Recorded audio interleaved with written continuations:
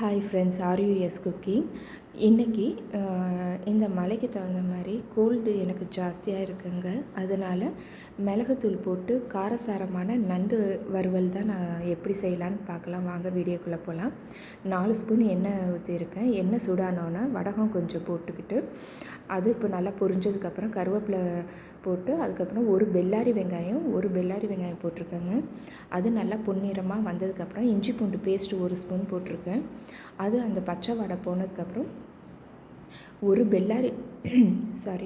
ஒரு தக்காளி, பெரிய தக்காளியாக போட்டிருக்கேங்க. அது வந்து நல்லா வதக்கி விட்டு கொஞ்சம் அதுக்கு தகுந்த அளவுக்கு உப்பு போட்டு நல்லா தக்காளி வதங்கி வரணும். தக்காளி நல்லா வதங்கினதுக்கப்புறம் மஞ்சத்தூள், குழம்பு மிளகாத்தூள் போட்டுக்கணும். அதை போட்டு நல்லா அந்த குழம்புத்தூள் வாடை போகிற அளவுக்கு நல்லா இது பண்ணிவிட்டு தேங்காய், பெருஞ்சீரகம் போட்டு நல்லா அரைச்சி அந்த பேஸ்ட்டை கொஞ்சம் போட்டுடணுங்க. ஓரளவுக்கு கொஞ்சம் ரொம்ப தேங்காய் இது போட வேணாம்.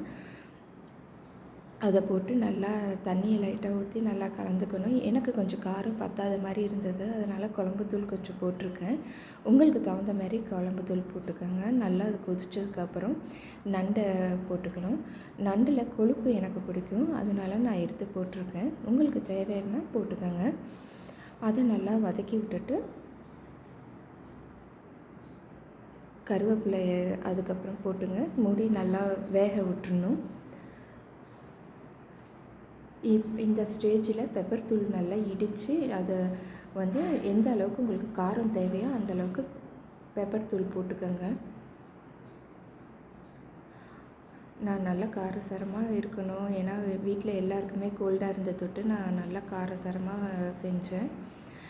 அதுக்கப்புறம் சூப்பரான நண்டு வறுவல் ரெடி ஆகிடுச்சுங்க. இதேமாரி நீங்கள் செஞ்சு பாருங்கள்.